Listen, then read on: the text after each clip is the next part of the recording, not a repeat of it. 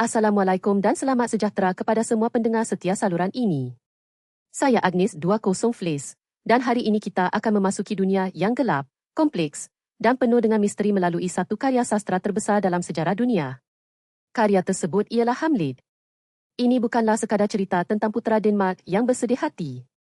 Ini adalah sebuah kaji selidik mendalam tentang alam manusia, tentang kegilaan desus kecerdasan, tentang tindakan desus pendirian, dan tentang kematian yang sentiasa menghantui setiap langkah kita. Sebelum kita mula, sila pastikan anda selesa dan bersedia untuk menunaikan perjalanan rohani dan intelektual yang panjang. Kita akan membedah setiap lapisan cerita ini dengan teliti, menggunakan bahasa yang mudah difahami namun mendalam maknanya. Mari kita mulakan. Hamlet, ditulis oleh William Shakespeare, pertama kali diterbitkan pada tahun 1603 dan merupakan salah satu play atau drama yang paling banyak dipentaskan dan dikaji di seluruh dunia. Kisah ini berpusat di Istana Elsinore, Denmark. Ia bermula apabila Raja Denmark, ayahanda kepada Hamlet, meninggal dunia secara tiba-tiba. Adik saudaranya, Claudius, naik takhta dan berkahwin dengan Ratu Widued, Gertrude, iaitu ibu kepada Hamlet. Bagi penonton pada zaman Shakespeare, perkahwinan antara adik ipar dengan janda abang sendiri adalah dianggap sebagai dosa besar dan inkuis. Namun, bagi Hamlet, ini hanyalah permulaan kepada masalah yang lebih besar. Kematian ayahandanya tidak diterima begitu sahaja oleh Hamlet. Dia rasa ada sesuatu yang pelik. Perasaan dia semakin tegang apabila dia melihat ibunya terlalu cepat melupakan ayahandanya dan mula berahi terhadap Claudius. Hamlet adalah seorang pelajar di University Wittenberg. Dia adalah seorang pemikir, seorang yang suka merenung. Dia tidak seperti pahlawan epik yang lain yang bertindak balas dengan segera. Dia bertindak balas dengan pertanyaan. Dan ini adalah intipati utama dari watak Hamlet. Dia adalah seorang filsuf dalam dunia yang penuh dengan kekerasan. Kemudian, sesuatu yang luar biasa berlaku. Pada malam yang sejuk dan kelam, penjaga istana melaporkan bahawa mereka melihat arwah Raja Hamlet berjalan-jalan seperti hantu. Mereka meminta putera Hamlet untuk hadir kerana dia adalah satu-satunya yang mempunyai hubungan emosional yang kuat dengan arwah bapanya. Hamlet pergi bersama rakan-rakannya, Horatio dan Marcellus. Di situ, roh ayahandanya muncul. Roh itu mendedahkan kebenaran yang mengejutkan. Arwah Raja Hamlet bukan mati kerana penyakit atau usia tua. Dia dibunuh oleh racun yang dituangkan ke dalam telinganya oleh Claudius. Roh itu meminta Hamlet untuk membalas dendam. Redengar his full and most unatura muda, kata roh itu. Tetapi ada satu syarat. Roh itu meminta Hamlet untuk tidak menyentuh ibunya, Gertrude. Biar Tuhan yang menghakimi dia. Ini menambah lapisan kompleksiti kepada tugas Hamlet. Dia bukan hanya perlu membunuh raja yang jahat, dia juga perlu menjaga perasaan ibunya, walaupun dia percaya ibunya telah mengkhianati suaminya dengan berkahwin dengan pembunuhnya. Hamlet berjanji untuk membalas dendam, tetapi dia meminta rakan-rakannya untuk berjanji tidak akan mendedahkan bahawa mereka telah melihat hantu itu. Dia juga memakai topeng hitam. Dia berpura-pura gila. Ini adalah strategi pertamanya. Dengan berpura-pura gila, dia mempunyai alasan untuk berkata-kata apa yang dia fikir tanpa dianggap sebagai pengkhianat. Dia boleh menyindir Claudius, dia boleh bertanya soalan yang mencurigakan, dan jika dia tersasar, dia boleh mengatakan bahawa dia sedang gila. Namun, kegilaan Hamlet bukanlah sesuatu yang mudah. Adakah dia benar-benar gila? Atau adakah dia hanya berpura-pura? Banyak ahli sastra berhujah bahawa Hamlet mengalami tekanan mental yang serius akibat kematian ayahandanya dan pengkhianatan ibunya. Tetapi pada mulanya, ia adalah sebuah lakonan.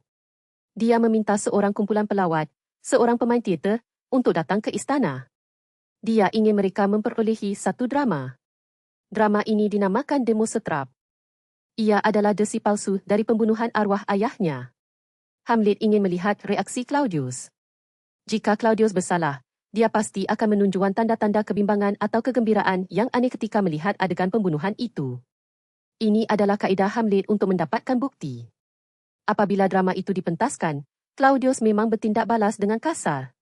Dia bangun, marah, dan menyuruh pentas dihentikan. Ini mengesahkan keraguan Hamlet. Claudiuslah pembunuhnya. Sekarang, Hamlet mempunyai bukti.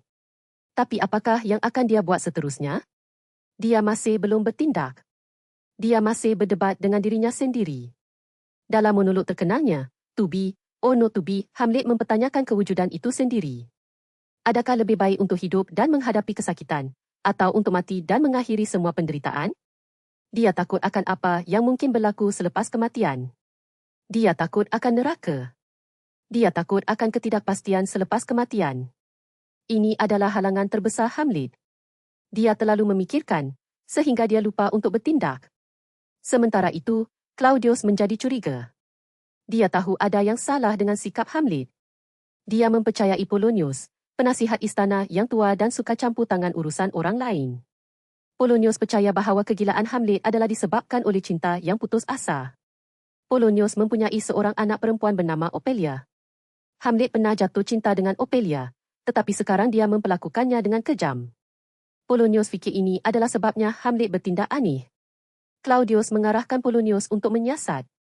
Polonius meletakkan perangkap. Dia akan menyembunyikan diri dan mendengar perbualan Hamlet dengan Ophelia. Adegan di mana Hamlet bertemu dengan Ophelia adalah tragis. Hamlet menyangka dia sedang dibayangi. Dia tidak tahu siapa yang mendengar. Dia menyalahkan Ophelia. Dia berkata padanya untuk masuk biara. Dia menghina wanita, termasuk ibunya. Dia memberitahu Ophelia bahawa dia pernah mencintai dia, tetapi kini semua itu telah berakhir. Get titu nuneri, katanya. Ini adalah pukulan yang sangat berat bagi Ophelia. Dia hancur hatinya.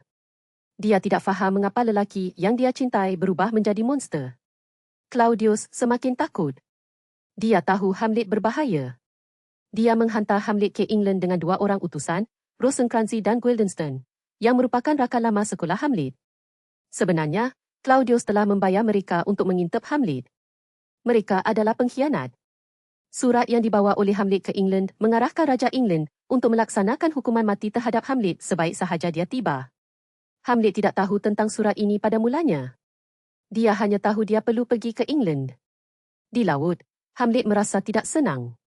Dia merasakan ada yang salah. Dia membuka surat itu dan mengetahui plot pembunuhan terhadap dirinya. Dia mengubah surat itu sendiri. Dia menulis nama Rosencrantz dan Guildenstern di tempat namanya. Dia mengembalikan surat itu tanpa disedari oleh utusan. Apabila kapal mereka sampai di England, Rosencrantz dan Guildenstern dihukum mati, manakala Hamlet berjaya kembali ke Denmark.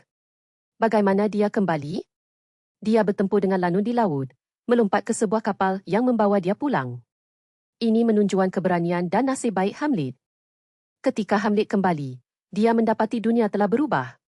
Ophelia telah kehilangan akal fikiran akibat kesedihan dan fitnah yang dia terima dari Hamlet. Dia bernyanyi lagu-lagu lucu dan menyebarkan bunga. Ibunya, Gertrude, melaporkan bahawa Ophelia jatuh ke dalam sungai dan mati lemas. Adakah ini kemalangan atau bunuh diri? Tidak jelas. Kematiannya menggugurkan Laertes, abang Ophelia, ke dalam kemarahan. Laertes ingin membalas dendam atas kematian adik perempuannya. Claudius menggunakan kemarahan Laertes untuk memanipulasinya. Claudius mencadangkan satu pertandingan pedang antara Hamlet dan Laertes. Tetapi dia akan menyiapkan permainan ini. Dia akan memberi Hamlet racun dalam cawan anggur, atau jika itu gagal, dia akan memberi Laertes mata pedang yang berbisa. Hamlet menerima cabaran. Dia pergi ke kubur Ophelia. Di sana, dia dan Laertes bergelut atas kubur itu.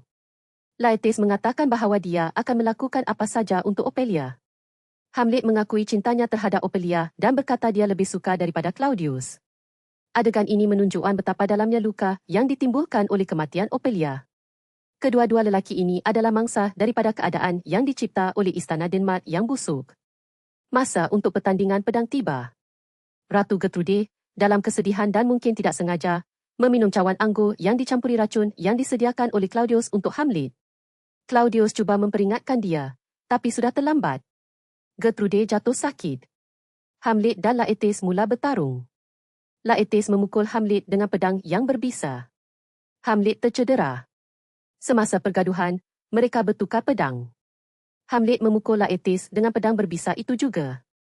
Kedua-duanya kini tercemar oleh racun.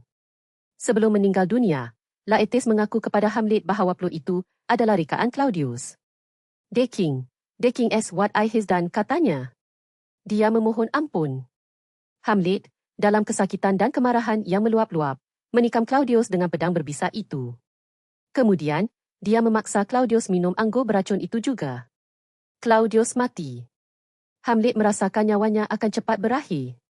Dia meminta Horatio, satu-satunya rakan yang setia, untuk hidup dan menceritakan kisahnya. Report me and Michael's right to the unitated. Dia mahu dunia tahu apa yang benar. Hamlet meninggal dunia di pangkuan Horatio. Prince Fortinbras dari Norway tiba di istana dan mengambil alih kuasa. Dia memerintahkan Hamlet dimakamkan dengan penuh hormat sebagai seorang putera. Adegan akhir ini meninggalkan rasa hampa. Hampir semua watak utama telah mati. Claudius, Gertrude, Hamlet, Laertes, Ophelia, Polonius. Hanya Horatio yang tinggal untuk menceritakan kisah itu. Ini adalah tragedi yang lengkap. Tidak ada pemenang. Hanya kehancuran. Mengapa Hamlet begitu lambat bertindak? Ini adalah soalan yang telah dibincangkan oleh sarjana selama berabad-abad. Satu penjelasan ialah sifat Hamlet yang kontemplatif. Dia adalah seorang yang memerlukan keyakinan mutlak sebelum bertindak. Dia tidak seperti Achilles atau Beowulf yang bertindak berdasarkan insting. Dia memerlukan bukti moral dan hakiki. Namun, keterlambatan ini juga mungkin disebabkan oleh trauma. Kehilangan ayahandanya, perkahwinan ibunya, dan pengkhianatan rakan-rakannya telah mematahkan semangatnya. Dia tidak lagi mempercayai dunia. Dia melihat dunia sebagai an unwedded garden that grows to SED. Things rank and grows and nature possesses it merely. Tema utama dalam Hamlet ialah kematian. Kematian ayahandanya, kematian Polonius, kematian Ophelia, kematian Gertrude, kematian Claudius, dan akhirnya kematian Hamlet sendiri. Shakespeare menggunakan gambar-gambar tulang dan kubur untuk mengingatkan penonton tentang kefanaan manusia.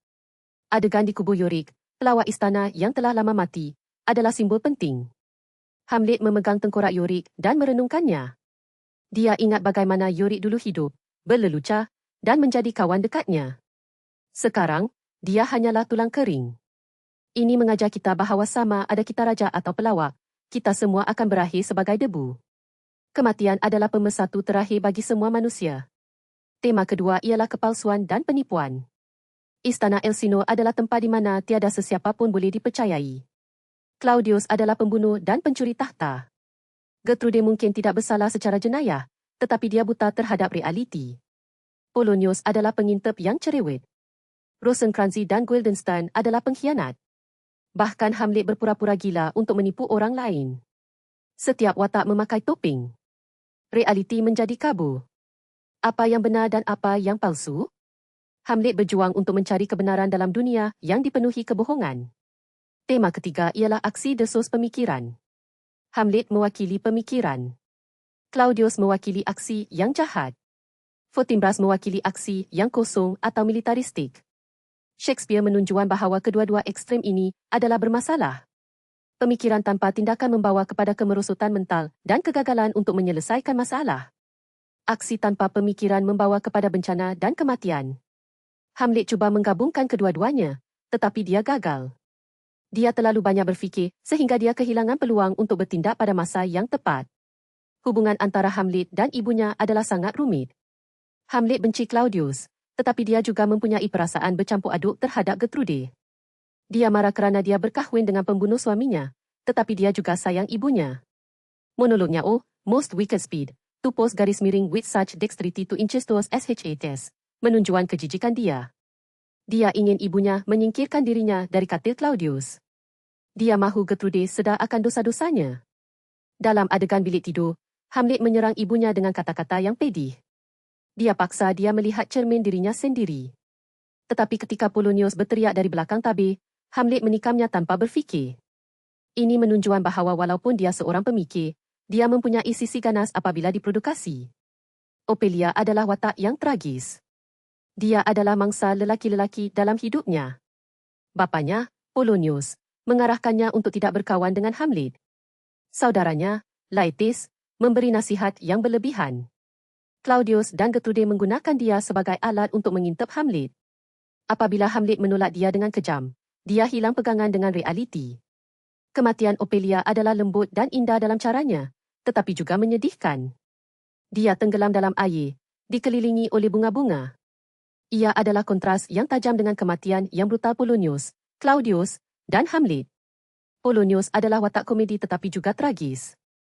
Dia adalah bapa yang suka bercakap panjang, suka memberi nasihat yang tidak diminta, dan suka campur tangan.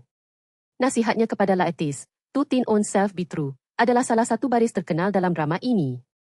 Ia adalah nasihat yang bijak, tetapi ironisnya, Polonius sendiri tidak hidup mengikut prinsip itu. Dia tidak jujur dengan dirinya sendiri. Dia menyembunyikan kebenaran, berbohong, dan mengintip. Kematinya di bawah pedang Hamlet adalah akibat dari keingintahuan yang berlebihan. Dia bersembunyi di belakang tabir, berharap mendengar rahsia istana, tetapi akhirnya menjadi korban. Claudius adalah antagonis yang efektif.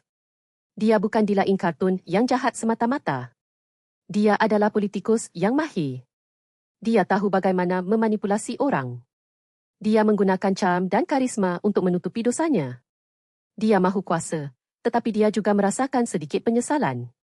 Dalam adegan doa, dia mengakui dosanya, tetapi dia tidak sanggup melepaskan hasilnya. My words fly up, my thoughts remain below garis miring words without thoughts neither to head and go. Dia tahu dia jahat, tetapi dia tidak mampu untuk bertobat sepenuhnya. Ini membuatnya menjadi watak yang lebih realistik dan mengerikan. Horatio adalah suara rasional. Dia adalah rakan terbaik Hamlet. Dia adalah orang yang boleh dipercayai. Dia tidak terpengaruh dengan ambisi atau nafsu. Dia tinggal di akhir untuk menceritakan kisah Hamlet. Dia mewakili penonton atau pembaca. Dia adalah mata kita.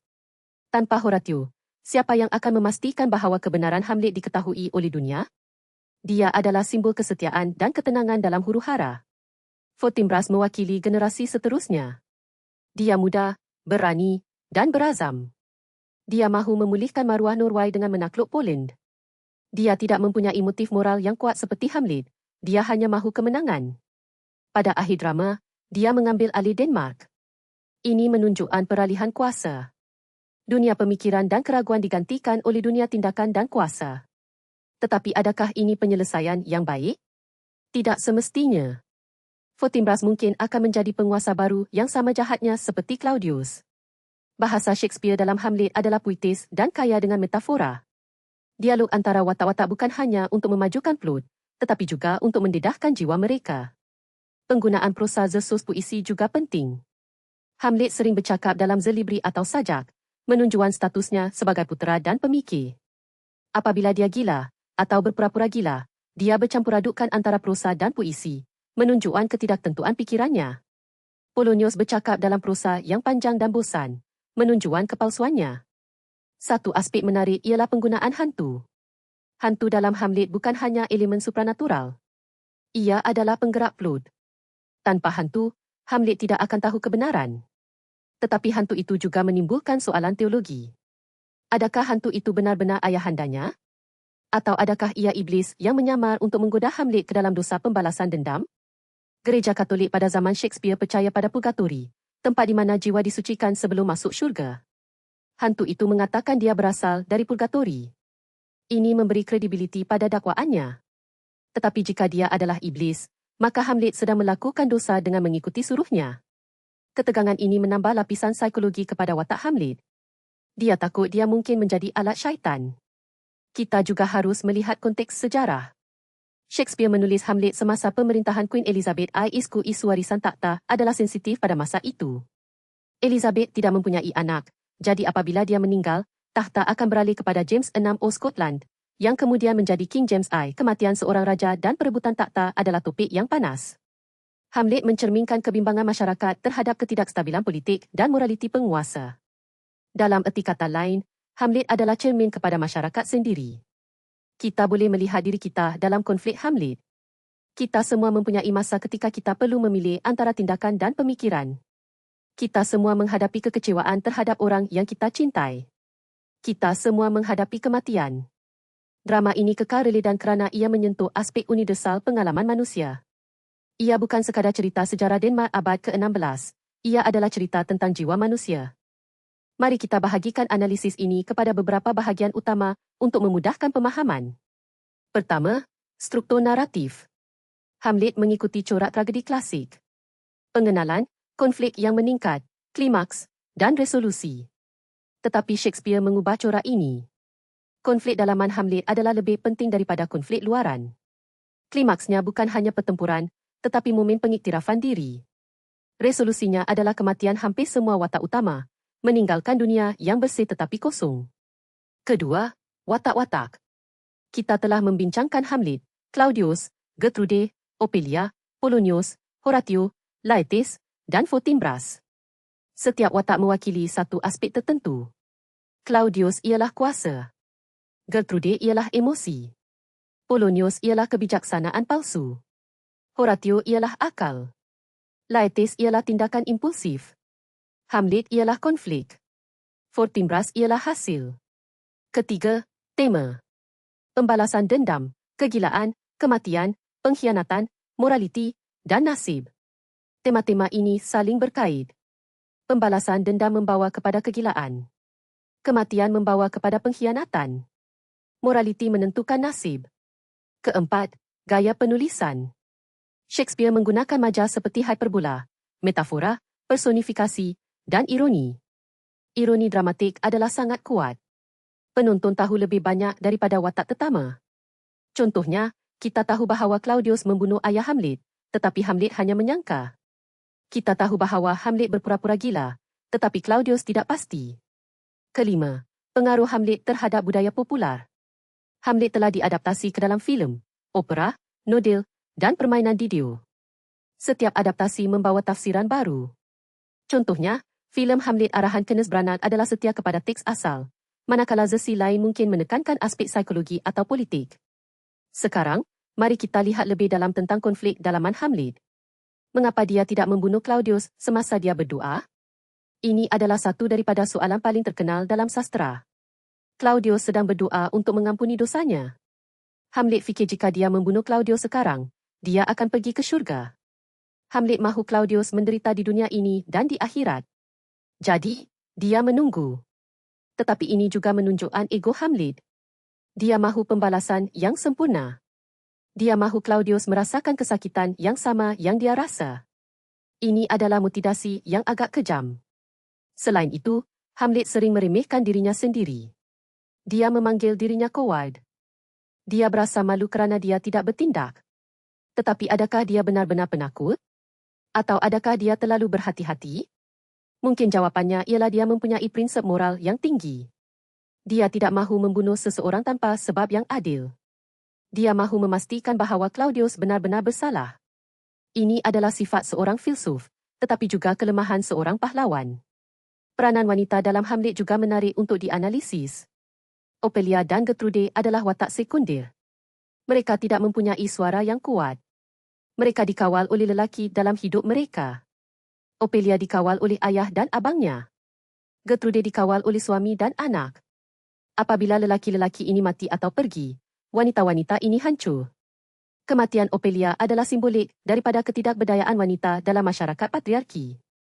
Gertrude mungkin lebih berkuasa sebagai ratu, tetapi dia tetap terikat pada norma sosial. Bagaimana pula dengan hubungan Hamlet dengan bapanya? Hamlet mengidolakan bapanya. Dia melihatnya sebagai pahlawan. Apabila dia bertemu dengan roh bapanya, dia merasa bertanggungjawab untuk memulihkan maruah keluarga. Tetapi pengidolaan ini menjadi beban. Dia tidak boleh gagal. Dia mesti bertindak. Tekanan ini menyebabkan dia stres dan akhirnya kegilaan. Kita juga perlu mempertimbangkan peranan seni dalam Hamlet. Adegan teater dalam demonstrat menunjukkan kuasa seni untuk mendedahkan kebenaran. Seni boleh menjadi alat manipulasi, tetapi juga alat pencerahan. Hamlet menggunakan seni untuk menangkap hati nurani Claudius. Ini adalah metafora untuk fungsi Shakespeare sendiri sebagai penulis.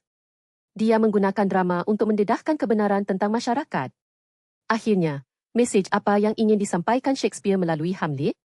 Adakah dia mahu kita bertindak? Atau adakah dia mahu kita berfikir? Jawapannya mungkin keduanya. Shakespeare menunjukkan bahawa kedua-dua ekstrem adalah berbahaya. Kita perlu keseimbangan antara pemikiran dan tindakan. Kita perlu bertindak dengan bijaksana dan berfikir dengan mendalam. Hamlet mengajarkan kita tentang tanggungjawab moral dan kesan daripada pilihan kita. Terima kasih kerana telah menemani saya dalam analisis mendalam ini. Hamlet adalah lebih daripada sekadar drama. Ia adalah refleksi kehidupan itu sendiri. Ia mengajar kita bahawa dunia ini penuh dengan ketidakadilan, tetapi kita masih mempunyai pilihan untuk bertindak. Walaupun pilihan itu mungkin membawa kepada kesengsaraan, ia adalah tanggungjawab kita untuk mencari kebenaran. Saya harap anda menikmati pembacaan dan analisis ini. Jika anda ingin mengetahui lebih lanjut tentang karya Shakespeare yang lain, sila langgan saluran ini. Jangan lupa untuk like dan kongsi video ini dengan rakan-rakan anda. Terima kasih kerana menonton.